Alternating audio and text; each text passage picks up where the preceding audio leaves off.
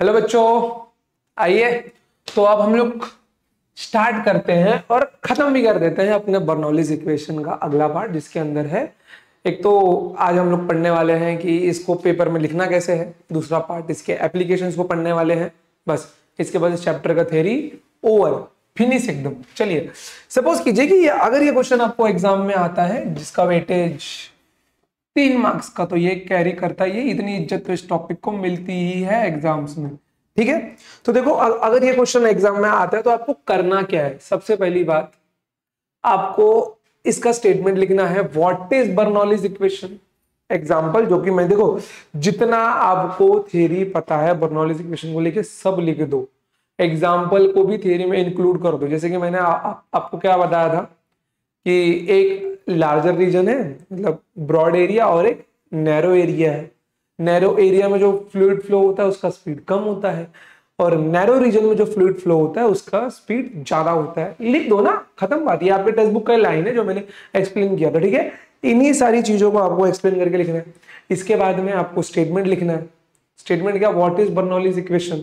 Speed ज्यादा तो pressure कम, speed ज्यादा तो इंटरनल प्रेशर कम, या फिर ये बोल सकते हो स्पीड कम तो इंटरनल प्रेशर ज्यादा।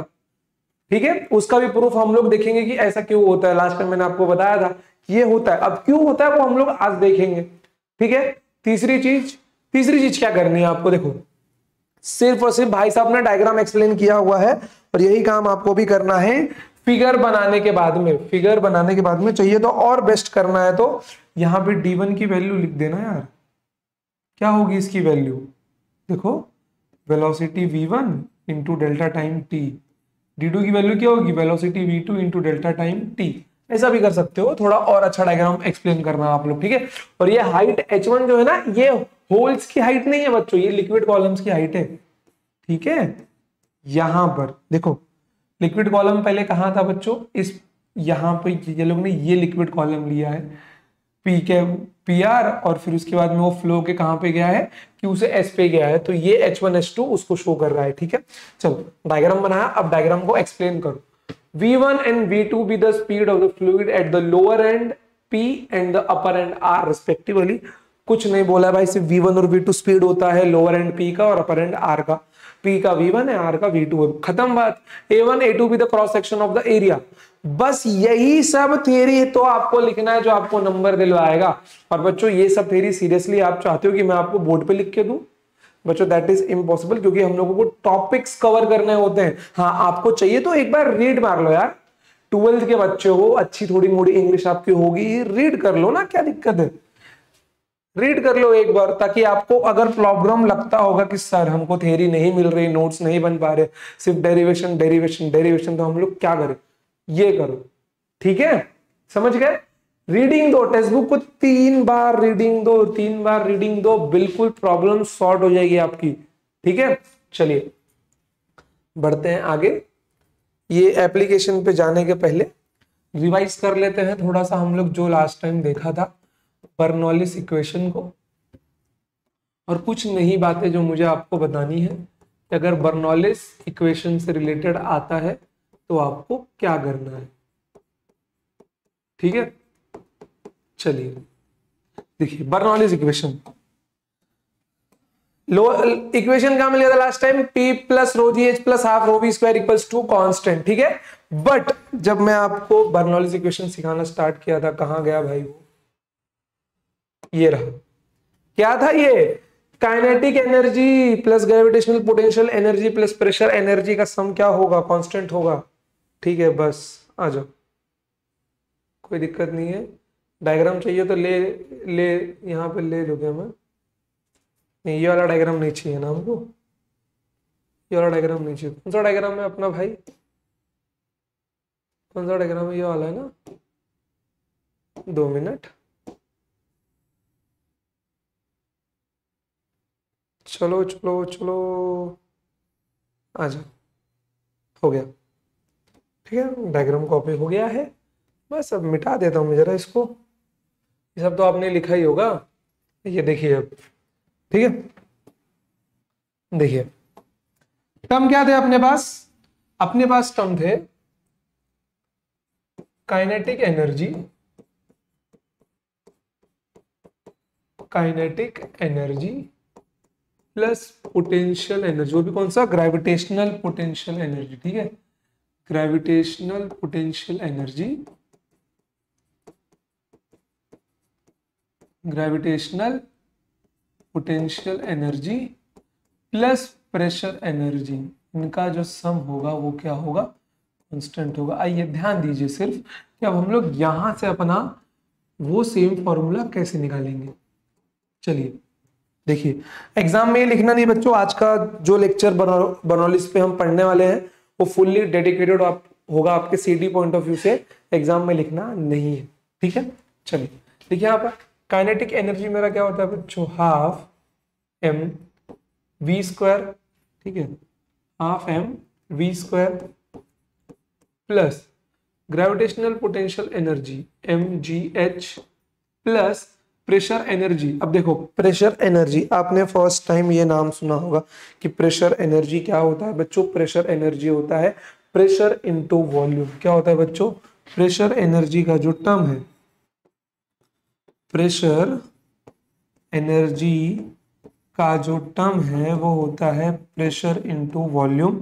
अभी आप लोग इसको याद कर लो, ठीक है, अभी आप लोग इसको याद कर लो, या फिर एक सिंपल सी बात है, आप लोग बाय यूनिट कन्वर्जन के मेथड से भी देख सकते हो कि अगर मुझे मेरे प्रेशर को प्रेशर एनर्जी में कन्वर्ट करना है तो मुझे क्या मल्टीप्लाई करना पड़ेगा, मुझे क्या मल्टीप्लाई करना पड़ेगा, this v is volume, this v is volume, ठीक है। चाहिए तो आपको एक छोटा सा दिखाई देता हूं मैं, सपोज करो मुझे प्रेशर को बनाना है प्रेशर एनर्जी, ठीक है, मुझे प्रेशर को कन्वर्ट करना है प्रेशर एनर्जी और एनर्जी, बात एक ही होगी, यूनिट सबका सेम होगा, डायमेंशन भी सेम होगा, ठीक है।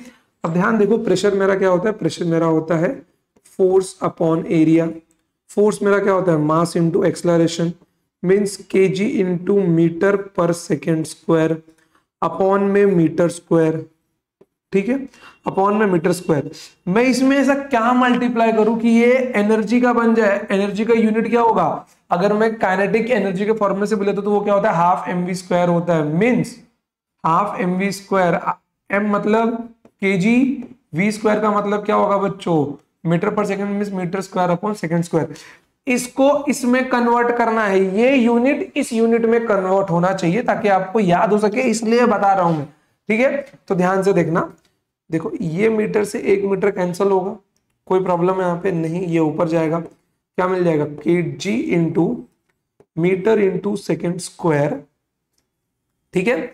अब इतना मेरा हो गया काम। अब ध्यान से देखो, ये मीटर स्क्वायर मुझे चाहिए ऊपर की ओर, तो भैया क्या मैं यहाँ पे मीटर क्यूब मल्टीप्लाई नहीं कर सकता, मीटर क्यूब क्या मल्टीप्लाई करते, ये क्या बन गया, KG into metre square upon second square बन गया ना। तो ये मीटर क्यूब जो मैंने एक्स्ट्रा टर्म मल्टीप्लाई किया, ये क्या है, मीटर क्यूब यूनिट होता है वॉल्यूम का, मीटर क्यूब यूनिट होता है वॉल्यूम का, समझ गए, किसका यूनिट होता है, वॉल्यूम का यूनिट होता है। तो प्रेशर एनर्जी आपका होगा प्रेशर इंटू वॉल्यूम, क्या होगा बच्चों, प्रेशर इंटू वॉल्यूम, ऐसे भी याद कर सकते हो, कोई प्रॉब्लम वाली बात नहीं है। तो क्या आ गया आपका, प्रेशर इंटू वॉल्यूम आ गया। इन सब का सम जो होगा बच्चों क्या होना चाहिए, वो कांस्टेंट होना चाहिए। क्या होना चाहिए बच्चों, कांस्टेंट होना चाहिए। अब अगली बात ध्यान से देखो, ये एक फॉर्म है, ठीक है, ये एक फॉर्म है, कंफ्यूज नहीं होना आपको बिल्कुल भी। चलिए अगला ध्यान से देखना, अब मैं बात करने वाला हूं एनर्जी डेंसिटी की, ठीक है, एनर्जी डेंसिटी की। देखो एनर्जी डेंसिटी में क्या होता है बच्चों, सीधा सीधा वॉल्यूम डिवाइड होता है, ठीक है, ठीक है, क्या होता है यहाँ पे, वॉल्यूम डिवाइड करना है। अब मैं वॉल्यूम जैसे ही डिवाइड करता हूं, ध्यान से देखना, देखो ये v को ना थोड़ा सा दूसरे पैटर्न में लिखो, नहीं तो वॉल्यूम वाला v और वेलोसिटी वाला v क्या होगा, एक दिखाई देगा। देखो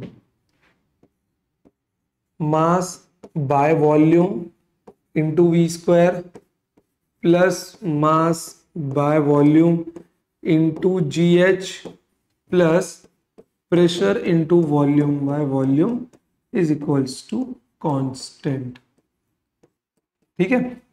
ध्यान से देखना अभी आप लोग कि मास बाय वॉल्यूम रो होता है भाई, डेंसिटी होता है, तो ये half rho v square plus rho g h plus pressure, volume का कांस्टेंट क्या आ गया, कांस्टेंट आ गया। अब जो हमको चाहिए था क्या वो मिल नहीं गया, हमको मिल गया ना बाल को, pressure plus rho g h plus half rho v square, इसका सम क्या आएगा, कांस्टेंट आएगा। और यही कल हमने डिराइव किया था, और कल का ही मेथड एकदम फुल्ली कंप्लीटली राइट मेथड है डेरिवेशन ऑफ बर्नौलीज इक्वेशन। अलग अलग बुक में आपको बहुत सारी चीजें मिल जाएंगी, बट जो मेथड हमने किया है वही एकदम राइट पाथ है। ठीक है, अब ध्यान से देखना आप लोग कि मैं यहाँ पे नोटेशन देने वाला हूँ। ठीक है, मैं यहाँ पर ना नोटेशन देने वाला हूँ। नेक्स्ट स्लाइड लेते हैं। क्या मिल गया अपने को, P plus rho g h plus half rho v square equals to constant. चलिए अब ध्यान से देखना, अब ध्यान से देखना आप लोग कि मैं क्या बोलना चाहता हूं। यहां पर हाफ रो वी स्क्वायर का मतलब है काइनेटिक एनर्जी डेंसिटी। क्या है बच्चों, इस टर्म को मैं बोलूंगा काइनेटिक एनर्जी डेंसिटी। रो जी एच को मैं बोलूंगा पोटेंशियल एनर्जी डेंसिटी। तो अगर पेपर में ये नाम आपको दिखाई दे तो कंफ्यूज नहीं होना है, दिमाग चलाना है कि क्या नाम है, ये ध्यान में रखना है इसको। और प्रेशर का क्या था बच्चों, प्रेशर अपना पहले प्रेशर एनर्जी था, तो प्रेशर एनर्जी डेंसिटी। ठीक है, प्रेशर एनर्जी डेंसिटी। ठीक है, कोई प्रॉब्लम नहीं, क्लियर हुआ एकदम। चलिए बेस्ट है एकदम। साइड में कर लो इसको। आइए देखिए इसको, अभी अब बढ़ते हैं आगे। अब मेरे को एक टास्क है जो मैं आपको देना चाहता हूं, express Bernoulli's equation, express Bernoulli's equation in terms of unit length. ठीक है बच्चों, in terms of unit length. ठीक है, मान लो कि आपको पूछा जाए कि इनमें से बर्नौलीज इक्वेशन कौन सा है, लेकिन वो अलग फॉर्म में दिया हो, वो यूनिट लेंथ के फॉर्म में दिया हो, तो आप लोग वहां पे कैसे निकालेंगे।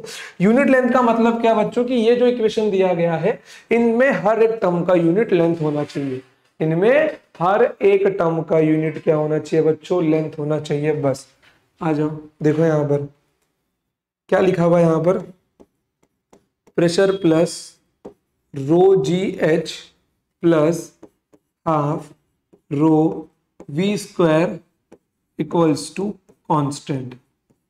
ठीक है, अब एक बात ये बताओ यार आप लोग, ध्यान से देखना कि मुझे इनमें से हर एक टर्म को यूनिट लेंथ में कन्वर्ट करना है। तो मैं अगर किसी भी एक टर्म को कन्वर्ट कर पाऊं, कुछ डिवाइड करके कुछ मल्टीप्लाई करके, तो मैं मैं वहां पे सक्सेस हो जाऊंगा। तो मैं काम करता हूं, मैं सीधा सीधा इसी टर्म को उठा लेता हूं। आई एम शाणा। देखो रो जी एच, इसको कन्वर्ट करना है एच में। तो भाई और बहनों, प्रिय बालकों, क्या मुझे इसको रो जी से डिवाइड नहीं कर देना चाहिए, क्योंकि डिवाइड करते ही सिर्फ ये एच बचेगा, बाकी सारे टर्म निकल जाएंगे। ट्राई करके देखते ना कि भैया अगर सिर्फ रो जी से डिवाइड करने से ये लेंथ में कन्वर्ट हो रहा है, तो बाकी में भी ट्राई कर लेते हैं। क्या है यहाँ पर, ये हाफ तो कांस्टेंट है, rho v square divided by rho g. Units में इनको देखते हैं, रो से रो कैंसिल होगा, ये बन जाएगा मीटर स्क्वायर पर सेकेंड स्क्वायर डिवाइडेड बाय जी का यूनिट होता है मीटर पर सेकेंड स्क्वायर। अरे वाह भाई, यहां भी मीटर बच रहा है, मतलब ये भी लेंथ में कन्वर्ट हो चुका है। रो जी से डिवाइड करने पे प्रेशर वाला टर्म भी अपने आप कन्वर्ट हो जाएगा। ठीक है, बस अब कुछ नहीं करना है। तो मुझे एक रास्ता मिल गया है, वो रास्ता क्या है मेरा कि भाई साहब इनको डिवाइड कर दो, किससे, रो जी से डिवाइड कर दो, plus rho g h divided by rho g plus half rho v square. ये तो कांस्टेंट है तो ये कांस्टेंट ही रहेगा, भले डिवाइड कर दो, इसमें कोई प्रॉब्लम नहीं है, क्योंकि रो और जी दोनों कांस्टेंट है। रो कांस्टेंट है क्योंकि फ्लूइड आइडियल है, इनकम्प्रेसिबल है। ठीक है, जी ग्रेविटी, जी की वैल्यू कांस्टेंट ही होती है, तो ये डिवाइड होके फुल्ली ये कांस्टेंट ही रहेगा। ठीक है, अब एक का ये क्या बन गया, ये रो जी, तो क्या होगा, रो से रो कैंसिल होगा, यहाँ पे भी रो जी कैंसिल होंगे, यहाँ पे कुछ कैंसिल नहीं होगा, तो यहाँ पे क्या मिल जाएगा, टर्म को उल्टा करके लिख दो यार, v square by two g v square by 2g plus h plus p by rho g is equals to constant. Bernoulli's equation के जितने फॉर्म बन सकते हैं वो सारे फॉर्म हम लोग यहाँ पर लिख रहे हैं। ठीक है, चलिए अब ध्यान से देखना कि इन अलग अलग टर्म्स का क्या नाम है यहाँ पर। ठीक है, ध्यान से देखो, यहाँ पर देखो, यहाँ पर लिखता हूं मैं कि यहीं पर लिख दो। देखो पहला टर्म क्या, वी स्क्वायर बाय 2g, तो वी स्क्वायर बाय 2g इसको मैं बोलूंगा वेलोसिटी हेड। ठीक है बच्चों, इसको मैं क्या बोलूंगा, इसको मैं बोलूंगा वेलोसिटी हेड। ठीक है, उसके बाद में P बाय रो जी इसको मैं बोलूंगा प्रेशर हेड। ठीक है, इस टर्म का नाम है प्रेशर हेड। और H का नाम क्या पड़ जाएगा बच्चों, ग्रेविटेशनल हेड। क्या पड़ जाएगा बच्चों, ग्रेविटेशनल हेड। लिख लो इसको, ग्रेविटेशनल हेड। चलिए नोट कर लीजिए इसको बच्चों आप लोग। ठीक है, चलो नोट कर लीजिए इसको। क्लियर हुआ एकदम आपको, कोई प्रॉब्लम यहाँ पर, कोई प्रॉब्लम नहीं है, बिल्कुल मक्खन जैसा समझ गया है। चलिए अब बढ़ते हैं आगे अपने अगले काम के ऊपर, जहां पर हम लोग ये डिस्कस करने वाले हैं, जहां पर हम लोग ये डिस्कस करने वाले हैं कि स्पीड ज्यादा होते ही प्रेशर कम क्यों हो जाता है और स्पीड कम होते ही प्रेशर ज्यादा क्यों हो जाता है। ठीक है, चलिए तो बर्नौलीज इक्वेशन क्या मिल गया था अपने को बच्चों, कम से कम 50 बार तो ये इक्वेशन हाथ के नीचे से निकाल लो यार लिख के, ताकि दिमाग में छप जाए बर्नौलीज इक्वेशन। ठीक है, बर्नौलीज इक्वेशन क्या मिल गया था मेरे को बच्चों, ये मुझको मिल गया था P plus rho g h plus half rho v square. ये क्या आएगा, कांस्टेंट आएगा। ठीक है, चलिए सपोज कीजिए मैं एक केस लेता हूं। ठीक है, मैं एक केस लेता हूं, वो केस कैसा है, वो इस प्रकार है कि हाइट क्या होगा ना बच्चों यहाँ पे, कि हाइट क्या होगा ना, हाइट बराबर होगा, डायग्राम कैसा लूं मैं, 2 मिनट।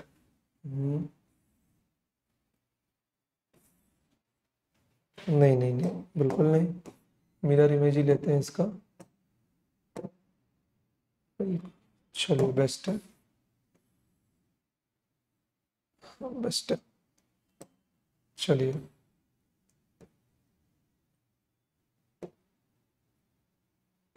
आइए और एक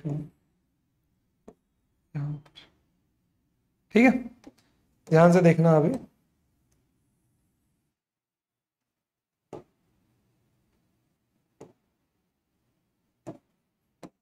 ध्यान से देखना,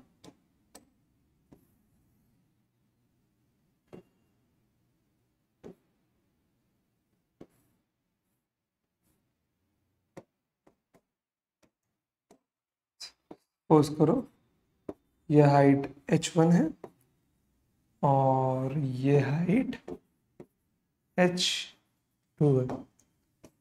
ठीक है बच्चों, चलिए अब यहां पर जो केस बनने वाला है वो ध्यान से देखना आप लोग। जो केस ये होने वाला है कि h1 और h2 तो दोनों यहाँ पे बराबर है। h1 और h2 यहाँ पे दोनों क्या है, बराबर है। जितना लिक्विड यहां से फ्लो होगा उतना ही लिक्विड यहां से निकलेगा, जितना लिक्विड यहां से फ्लो होगा उतना ही लिक्विड यहां से निकलेगा। तो यहाँ की वेलोसिटी होगी v1, यहाँ की वेलोसिटी होगी v2। But I know that from equation of continuity I can say that, from equation of continuity I can say that a1 v1 equals to a2 v2। Here v2 is greater than v1 and a2 is less than a1।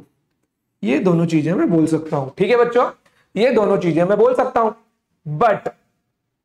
But माने लेकिन, तो what माने क्या, but यहां पे एक बात यह है कि अगर इस इक्वेशन में रखा जाए h1 h2 बराबर है, आओ देखो यहां पे रखते हैं यार, P1 plus rho g h1 plus half rho v1 square equals to P2 plus rho g h two plus half rho v two square. ध्यान से देखना आप लोग बच्चों कि ये टर्म तो पूरा निकल जाएगा क्योंकि H1 और H2 की वैल्यू तो बराबर है, तो ये दोनों टर्म तो बराबर हो गए और रो जी तो पूरे सेम है। ठीक है, अब ध्यान से देखना यहां पर क्या है, P1 plus half rho V1 square. एक काम करते हैं, इसको ऐसे लिख देते हैं, rho V1 square by 2, rho V1 square by 2 equals to P2 plus rho V2 square by 2, कि इन दोनों का सम जो आएगा वो बराबर आएगा। इस टर्म का सम, इस टर्म का सम और इस टर्म का सम क्या आएगा बच्चों, बराबर आएगा। ठीक है, इन दोनों टर्म का सम क्या आएगा, बराबर आएगा। अब ध्यान देने वाली बात, एकदम फोकस, ध्यान से देखो कि here I can say that V2 is greater than V1। ठीक है, here I can say that V2 is greater than V1, तो डेफिनेटली ये जो टर्म है, ये जो टर्म है rho V2 square by 2 it is greater than rho V1 square by 2। Definitely इसको काट मत देना, कोई प्रॉब्लम नहीं, मतलब ये टर्म इससे बड़ा होगा। ये वाला जो टर्म है बच्चों, ये वाला जो टर्म है ये इससे बड़ा होगा डेफिनेटली। अगर इन दोनों का सम बराबर रखना है, अगर ये बड़ा हो गया तो इसको छोटा होना पड़ेगा क्योंकि मुझे सम बराबर रखना है। क्या ये पूरा छोटा होगा, नहीं हो सकता। क्या ये पूरा बड़ा होगा, नहीं हो सकता, वरना सम बराबर नहीं होगा, वरना सम बराबर नहीं होगा। अगर ये टर्म बड़ा है तो इसको छोटा होना पड़ेगा और अगर ये टर्म छोटा है तो इसको बड़ा होना पड़ेगा, तभी ये सम जो है, ये इक्वेशन है जो बैलेंस हो पाएगा। तो here I can say that if V2 is greater than V1 then P2 is less than P1। P2 को छोटा होना ही पड़ेगा ताकि ये जो सम है वो बराबर हो सके। तो यहां से हमारा ये प्रूफ होता है बच्चों, यहां से हमारा ये क्या होता है, ये प्रूफ होता है। क्या प्रूफ होता है, स्पीड ज्यादा तो वहां का प्रेशर कम, स्पीड ज्यादा तो वहां का प्रेशर कम, स्पीड कम तो वहां का प्रेशर ज्यादा। यही वो रीजन है जिसकी वजह से पंछी उड़ पाते हैं, यही वो रीजन है जिसकी वजह से पंछी उड़ पाते हैं। और आपने देखा होगा कि पंछियों के जो पंख होते हैं वो ऐसे होते हैं, ठीक, ऐसे होते हैं, ऐसे होते हैं। कोई प्रॉब्लम यहाँ पे आपको नहीं है, बिल्कुल भी क्लियर एकदम। चलिए बढ़ते हैं आगे, आइए ये क्या मैंने वापस लिख दिया था क्या, इसको डिलीट कर दिया। चलिए अब आइए देखते हैं हम लोग स्पीड ऑफ इफ्लक्स।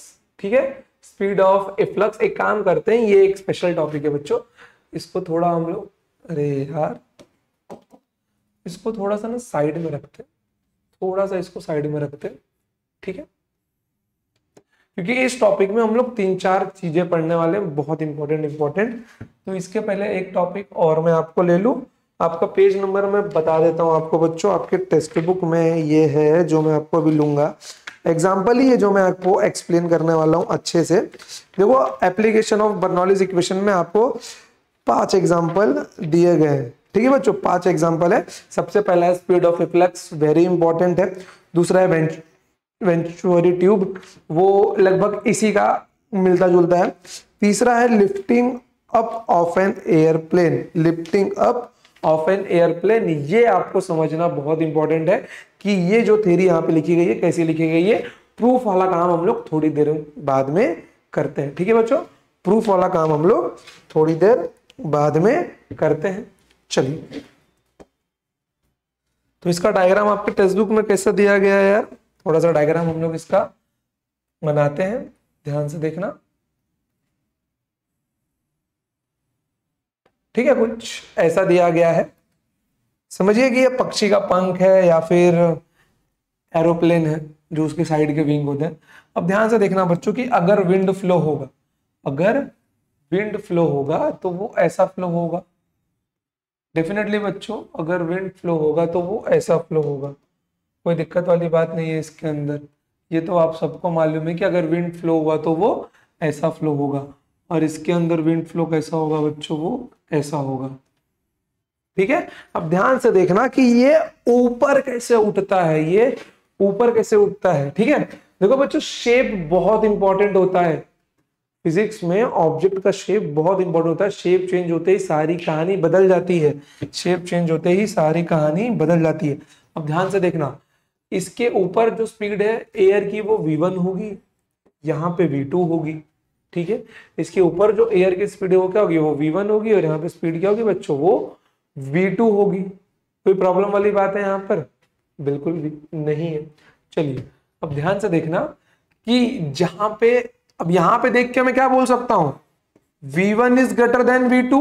डेफिनेटली यार ऊपर की स्पीड ज्यादा होगी ना, ऊपर की स्पीड ज्यादा ही होगी, ऊपर की स्पीड क्या होगी, ज्यादा होगी। दूसरी बात, अगर स्पीड ज्यादा तो pressure come, p1 is less then p2। p2 क्या होगा, बड़ा होगा। अगर p2 बड़ा होगा, एक काम करता हूं इसको घुमा के लिख देता हूं, p2 is greater then p1। मतलब मैं क्या बोल सकता हूं बच्चों कि नीचे से क्या प्रेशर P2 नहीं लग रहा होगा, नीचे से प्रेशर P2 लग रहा होगा, ऊपर से प्रेशर P1 लग रहा होगा, बट प्रेशर P1 कम है, P2 ज्यादा है। प्रेशर ज्यादा लग रहा है यार, प्रेशर ज्यादा लग रहा है, जिसकी वजह से मिलने वाला फोर्स इसको ऊपर लेके जाएगा। इसकी वजह से जो इसको फोर्स मिलेगा बच्चों, वो इस महाशय को ऊपर लेके जाएगा। समझ गए, प्रेशर ज्यादा है नीचे का, इसकी वजह से ये अब कहाँ जाएगा, ये ऊपर जाएगा। समझ गया आपको? कोई प्रॉब्लम है यहाँ पर? डायग्राम देख लो एकदम क्लियरली। देखो अब ये जो प्रेशर है यहाँ पे फोर्स लगने वाला, तो डेफिनेटली इसको एरिया से मल्टीप्लाई करना होगा मेरे को। क्या मिल जाएगा, P1A यहाँ पे लगने वाला फोर्स, P2A यहाँ पे लगने वाला फोर्स, और भाई साहब इसका वेट mg वो तो नीचे जा रहा होगा, इसका वेट mg कहाँ जा रहा होगा, इसका वेट mg नीचे जा रहा होगा।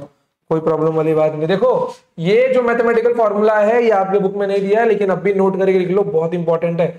अब इसको जैसे कि मैं इस ऑब्जेक्ट को अगर एक बॉक्स टाइप में समझ लूं, तो यहाँ पे मैं इसका FBD ड्रॉ करने वाला हूं, ठीक है। समझ लो कि ये वही ऑब्जेक्ट है, ठीक है, ये वही पंख है, ठीक है। यहाँ पे क्या लग रहा है, यहाँ पे लग रहा है P1 है पहला फोर्स, नीचे से लग रहा है P2 है पहला फोर्स, और यहाँ पर नीचे क्या है आपका mg है, इसका वेट। अब क्या करना है यार, सेम साइड सेम डायरेक्शन वालों को एक साइड में ले लो, P1A plus mg equals to P2A, जो सेम टर्म है उसको उस साइड ले लो, P2A minus P1A equals to mg। क्या मिल गया बच्चों यहाँ पर, P2 minus P1 into A equals to mg। ये इंपॉर्टेंट रिलेशन है, ये क्या है, इंपॉर्टेंट रिलेशन है। अब ध्यान से देखना, यहां से मैं अगर P1 माइनस P2 निकालना चाहूँ, क्या है यहाँ पर P2 माइनस P1 है ना, मैं यहां से अगर P2 माइनस P1 निकालना चाहूँ, क्या मिल जाएगा मेरे को, ध्यान से देखना, P2 minus P1 equals to, P2 यहाँ P1 वहां गया ना, P1 वहां गया है, P2 माइनस P1, तो ये टर्म कहाँ आ जाएगा, यहां आ जाएगा, ठीक है। तो यहाँ पे क्या मिल जाएगा हमको, रो v1 square by 2 minus rho v2 square by 2, ठीक है बच्चों, ये मुझको मिलने वाला है। अब यहाँ पे मैं क्या कर सकता हूँ, रो बाय 2 कॉमन निकाल लो, rho by 2 v1 square minus v2 square. तो अब यहाँ पे इसको पुट कर दो, यहाँ पे इसको पुट कर दो, rho by 2 v1 square minus v2 square into a equals to mg। कभी कभी ऐसे एक्सप्रेशन भी पूछे जा सकते हैं, समझ गए? कोई दिक्कत? इसका तो फिजिक्स आपको समझ में आया होगा कि ये ऊपर क्यों उठता है, ये ऊपर क्यों उठता है, ये ऊपर उठता है क्योंकि नीचे से प्रेशर ज्यादा होता है, जहां प्रेशर ज्यादा वहां फोर्स ज्यादा। अब देखो एक एग्जांपल, रेलवे स्टेशन पर तो आप लोग गए रहोगे, ठीक है। वहां पर क्या होता है, वहां पर जब ट्रेन आने वाली होती है, वहां पे क्या आपको सुनाया जाता है, माइक स्पीकर्स में से बोला जाता है कि ट्रेन से दूरी बना के रखिए। ऐसा क्यों बोला जाता है बच्चों, क्योंकि जब ट्रेन प्लेटफॉर्म पे आएगी तो उतने रीजन में, जिस रीजन में ट्रेन होगी, ट्रेन की स्पीड होगी, तो वहां पे जो फ्लूइड होगा, फ्लूइड मतलब एयर भी होता है ना, वहां पे जो फ्लूइड होगा उसकी स्पीड बढ़ जाएगी, और जब स्पीड बढ़ती है तो वो आपको अपनी ओर खींच लेगा। वो क्या करेगा बच्चों, वो आपको अपनी ओर खींच लेगा। इसलिए बोला जाता है कि जब ट्रेन प्लेटफॉर्म पे आए तो दूरियां बनाकर रखे, समझ गए, दूरियां बनाकर रखे, क्योंकि जब वो वहां पर आएगा तो वहां पर जो फ्लूइड प्रेजेंट होगा, जो एयर प्रेजेंट होगा, उसकी स्पीड बढ़ जाएगी, जो आपको अट्रैक्ट कर सकती है। देखो ना, नीचे से नहीं बढ़ रहा है, ये बढ़ रहा है ना, तो वो आपको अट्रैक्ट कर सकती है। इसीलिए, नहीं तो फॉर एग्जांपल आपने बहुत बार जादू में भी देखा होगा, ठीक है, कैसा होता है, एक पाइप लगा होता है, हवा ब्लो होता है और यहाँ पे एक बॉल होती है, ठीक है। यहाँ पर क्या होता है, जहां से हवा ब्लो होता है तो यहाँ पर क्या होगा, ये बॉल यहाँ पर हवा में लटकी रहती है, क्योंकि जब एयर यहाँ से ब्लो होता है तो यहाँ पे स्पीड v1 होगी, यहाँ पे स्पीड v2 होगी। v1 ज्यादा होता है, v2 कम होता है, बट प्रेशर p2 ज्यादा होता है, जो इसको ऊपर उठाए रखता है, ठीक है। तो ऊपर ऊपर की बात की, आपको ये समझ में आया बच्चों? क्या आपको ये समझ में आया? कोई प्रॉब्लम इसके अंदर नहीं है, ठीक है। चलिए, तो आपका एक एप्लीकेशन हम लोग और कर लेते हैं। इसका नाम क्या है बच्चों? आपके टेक्स्ट बुक में लिखा है lifting up of an airplane. Lifting up of an airplane, ठीक है। कैसा भी समझ लीजिए आप लोग, कोई प्रॉब्लम वाली बात नहीं है, ठीक है। चलिए, अब जो दूसरा एग्जांपल है, वो एग्जांपल है आपका पेज नंबर 53 पे, एग्जांपल नंबर ई, ठीक है बच्चों, पेज नंबर 53 पे एग्जांपल नंबर ई। वो क्या है? Blowing off roofs by stormy wind. Blowing off roof by stormy wind. Application number E, blowing off roof by storming wind, ठीक है। देखो, इसमें जो घर का डायग्राम है वैसा ही मैं बना के दिखाता हूं यार, बिल्कुल। देखो कैसा दिया हुआ है, देखो,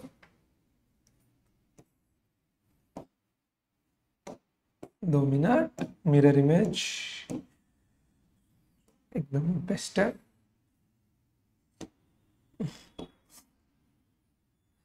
ठीक है बच्चों, अब इसके बाद अपना ना एक ही टॉपिक बचने वाला है। वो कौन सा बचने वाला है? स्पीड ऑफ इफ्लक्स, जहां पे हम लोग पढ़ने वाले हैं टॉरिसेली लॉ के बारे में, जो बहुत मतलब कि इतना टफ भी नहीं है, एकदम सिंपल सा फॉर्मूला है, बट उसके एप्लीकेशंस हैं। उस फॉर्मूले के अंदर 2-3 वेरिएशंस और है जो आपके बुक के अंदर नहीं दिए, तो हमको सेपरेट में वो पढ़ने पड़ेंगे, ठीक है। पबजी वाला घर बन गया यार ये। यहाँ पे एक दरवाजा भी बना देते हैं हम लोग। यहाँ से बंदा स्नाइपर शूटिंग लगा के बैठा है, अगर खेला हुआ होगा तो पबजी, ठीक है। देखो यहाँ पर क्या हो रहा होगा, सपोज कीजिए कि यहाँ से ऊपर हवा बह रही है, ठीक है। छत पूरा कैसा है? लकड़े का है, मतलब छत पूरा क्या कनेक्टेड है, मान लो नहीं है तो ये एक साइड पूरी कनेक्टेड है, ठीक है। अब देखो, जब एयर यहाँ से बह रही होगी, जब एयर ब्लो हो रहा होगा, तो आपको एक बात मालूम है कि ऊपर की स्पीड होगी v1, ठीक है। अंदर की स्पीड कुछ भी नहीं होगी, ठीक है। जहां पे स्पीड ज्यादा होगी, मैं अंदर की स्पीड तो v2 मान लेता हूं, जो कि बहुत बहुत बहुत छोटी होगी किससे? v1 से। बट यहाँ पे तो प्रेशर होगा p2 और यहाँ पे प्रेशर होगा p1। तो यहाँ पर क्या होगा? स्पीड कम, प्रेशर ज्यादा। p2 is very much greater than p1। p2 is very much greater than p1। जब नीचे से प्रेशर ज्यादा होगा बच्चों, तो डेफिनेटली जो फोर्स लगने वाला है वो नीचे वाले का ज्यादा होगा ना। तो इसकी वजह से ये क्या होगा बच्चों? ये क्या होगा? ये उखड़ जाएगा, ठीक है। ये क्या होगा? उखड़ जाएगा, समझे? ये क्या होगा? उखड़ जाएगा। समझ गए? ये एप्लीकेशन समझ में आया आपको? आपके बुक में यहाँ पर क्या लिया बच्चों? P0 एटमॉस्फेरिक प्रेशर लिया हुआ है, कोई दिक्कत वाली बात नहीं है। एटमॉस्फेरिक प्रेशर आप लोग इसको समझ सकते हो, ठीक है। कोई प्रॉब्लम है? तो आपके 5 एप्लीकेशंस थे, जिसमें से हमने 2 पढ़ लिए हैं, 3 बचे हुए। कौन कौन से बचे हुए हैं? स्पीड ऑफ इफ्लक्स बचा हुआ, वेंचुरी ट्यूब बचा हुआ है, और वर्किंग ऑफ एन एटोमाइजर बचा हुआ है, ठीक है। तो आज के लेक्चर में जो हमने सीखा है, जो इंपॉर्टेंट चीजें, वो क्या है? खास करके तो ये सारे वेरिएशंस, इक्वेशंस के कौन कौन से, ये सारे के सारे वेरिएशंस जो हमने सीखे हैं, ये वाला पार्ट, ठीक है। फिर इसके बाद में ये वाला पार्ट, ये तो हमने निकाला ही है, ठीक है। डायग्राम अच्छे से प्रैक्टिस करना है, कम से कम 5 से 10 बार तक, मतलब 9 से 10 बार मिनिमम डायग्राम प्रैक्टिस करना है। फिर इसके बाद में ये सारे के सारे नाम आपके ठीक है। और ये एक वेरिएशन जहां पे हम लोग यूनिट ऑफ लेंथ में बर्नौलीज इक्वेशन को एक्सप्रेस करते हैं, ठीक है बच्चों। फिर उसके बाद में वेलोसिटी ज्यादा प्रेशर कम, वेलोसिटी कम प्रेशर ज्यादा, स्पीड वेलोसिटी, ठीक है। कोई दिक्कत यहां पे आपको नहीं है, समझ गए। ये ध्यान में रखना, ये वाला फॉर्मूला डायरेक्ट एमसीक्यू में पूछा जा सकता है। चलिए, और ये आपका एक एप्लीकेशन, ठीक है बच्चों। चलो, तो अब अपना मैक्स टू मैक्स, अब देखो एक वीडियो और आएगा, थ्योरी पूरा निपट जाएगा उसके अंदर, क्योंकि हमको वहां पे एक प्रूफ पढ़ना है, बाकी थोड़ा थोड़ा वेरिएशन है, केसेस चेंज करने उसके अंदर, ठीक है, जो कि इंपॉर्टेंट भी है, क्वेश्चंस आते हैं वहां से।